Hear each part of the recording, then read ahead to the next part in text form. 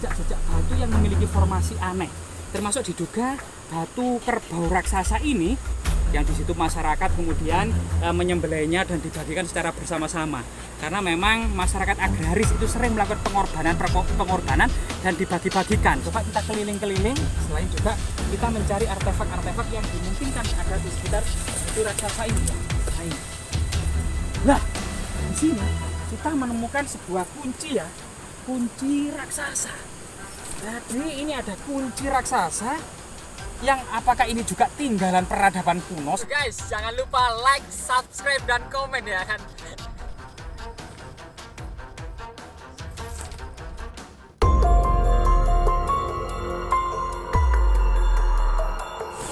Jadi beberapa waktu yang lalu sebenarnya kita dari sini untuk lebih mendalami sebuah fakta dan realita yang ada di tengah-tengah masyarakat, baik itu kisah sejarah, mistis, legenda maupun cerita kerakyatan.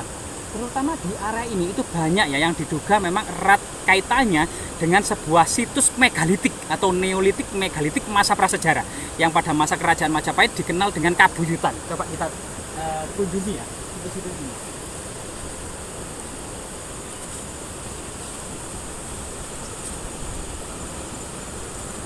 Jadi selain keindahan alam yang cukup indah ya, di sana itu berlatar belakang pegunungan Anjasmoro. Pegunungan Anjasmoro ini terbentuk karena aktivitas vulkanik dan tektonik di masa lalu ya, sekitar 60 juta tahun silam, dan saat ini menjadi perbatasan 5 daerah.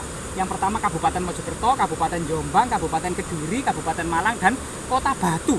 Jadi ini merupakan sebuah gunung yang sangat besar dan sangat luas sebenarnya, tapi bentuknya itu tidak rata, tidak kemuncup seperti Gunung Welirang maupun Arjuna, tidak seperti Gunung Penanggungan, melainkan ini bentuknya seperti 1000 bukit.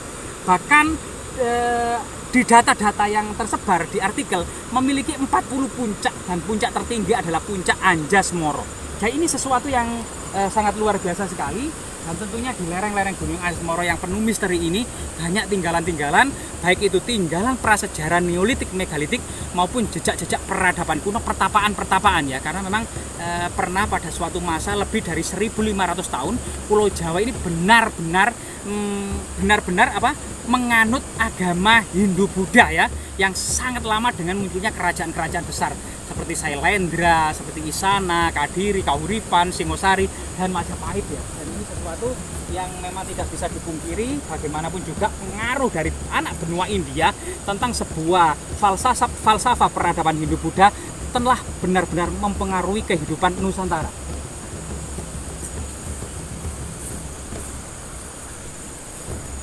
Jadi di sini ada sesuatu yang sangat menarik ya.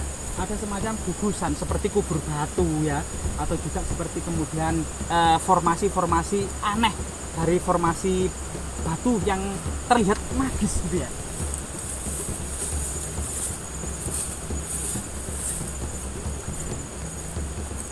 Bahkan sebagian jenis batu itu bervariasi. Ada yang andesit, ada yang endapan gitu ya, ada yang basal.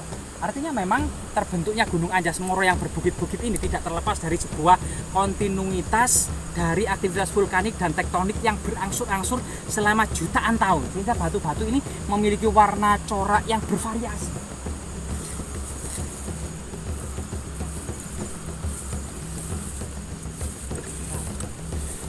Di sini ya, selain kemudian kita bisa melihat aktivitas para petani di sini menanam jagung dan singkong ya. Daun singkong ini pun kalau di masakan Padang ini sangat luar biasa ya, enaknya dengan gulai daun singkong dan lain sebagainya. Di sini ada beberapa batu yang aneh, misalnya di situ ya, jangan sampai menginjak tanaman. Ini ada batu yang sangat rata ya, seperti kemudian meja batu raksasa atau kemudian ranjang raksasa. Selain kemudian batu kerbau atau batu gajah raksasa di sana gitu ya. Coba kita lihat satu persatu.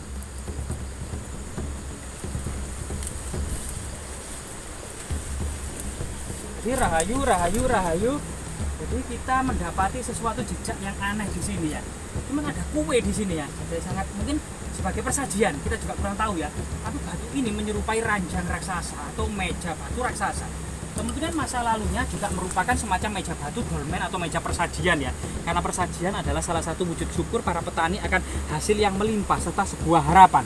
Dan ini juga ada formasi batu raksasa yang aneh juga, Selain itu juga ini batu yang terbesar itu adalah batu kerbau raksasa.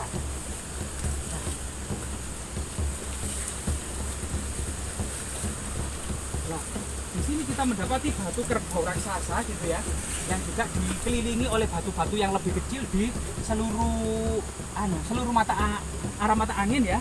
Dan terlihat bahwasanya sisiknya itu juga sangat-sangat aneh. Jadi batu ini sangat bersisik, sangat kasar, beberapa tonjolan-tonjolan yang menyerupai kulit ular juga atau kulit buaya. Nah, coba kita keliling-keliling, selain juga kita mencari artefak-artefak yang dimungkinkan ada di sekitar batu raksasa ini ya. Nah, ini. Nah, di sini kita menemukan sebuah kunci ya, kunci raksasa.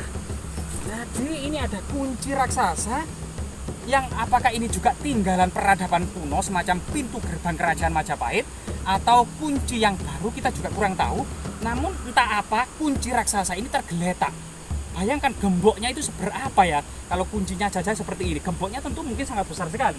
Jadi kita kembalikan ya ke tempat yang semula. Nah, karena ini terbuat dari besi baja, kemungkinan juga pusaka, dan di sini juga ada semacam gugusan batu-batu yang sangat aneh. Nah ini. Jadi dari sini kita akan bisa melihat keindahan sawah-sawah yang ada di lembah, sungai-sungai yang mengalir berkelok-kelok, hamparan hutan jati di kiri kanan gitu ya.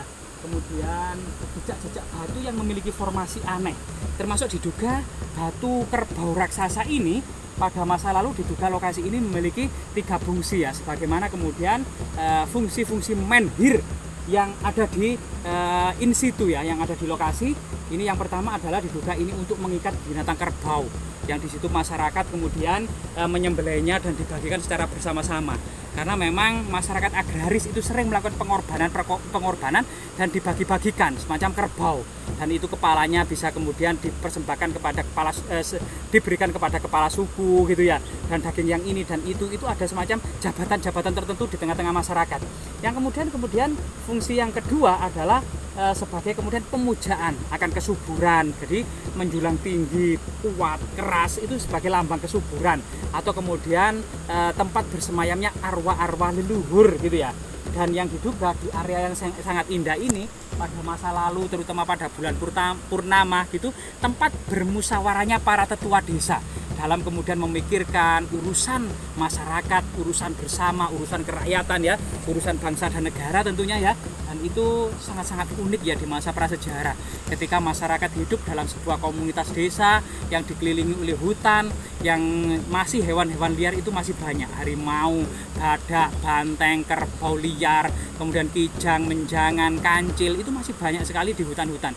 Sebagaimana kemudian dalam pemberitaan negara Kertagama, misalnya dalam Pupuh 50 baris pertama itu memang Raja Hyang Wuruk bersama petinggi kerajaan Majapahit menyiapkan pasukan, kereta, kuda dan senjata untuk melakukan berburu ya, untuk berburu hewan liar di hutan Nandawa. Jadi ini salah satu hobi hobi para pembesar dan petinggi kerajaan Majapahit. Coba kita di sini ya, semoga saja tidak ada halilintar atau kilat ya. Jadi sebagaimana kemudian hobi para petinggi kerajaan Majapahit, jadi lokasi lereng Gunung Anjas Moro ini dari ibu kota kerajaan Majid yang ada di Trowulan itu sekitar 4 km saja. Dan sebagaimana kemudian berita negara Kertagama, Pupuh 50 baris pertama dan lain sebagainya, itu memang termasuk kemudian Kuncara Karna gitu ya, hutan itu tak ubahnya adalah semacam taman kesenangan saja. Semoga kemudian area seperti ini tetap menjadi kemudian objek petualangan para pemuda dan generasi muda saat ini gitu ya, untuk senang berpetualangan agar menjadi kemudian generasi yang tegar, terhindar dari generasi yang lembek ya. Waktunya kemudian tinggalkan wifi, sofa, kafe, kopi gitu ya, untuk menelusuri alam Nusantara itu yang begitu indah, agar benar-benar menjadi generasi yang kuat dan terhindar dari generasi yang lembek ya. Jadi luar biasa sekali, pemandangan di sini cukup indah, tentunya oksigen murni yang cukup tebal, serta sebuah objek petualangan yang sangat-sangat menarik. Semoga bermanfaat.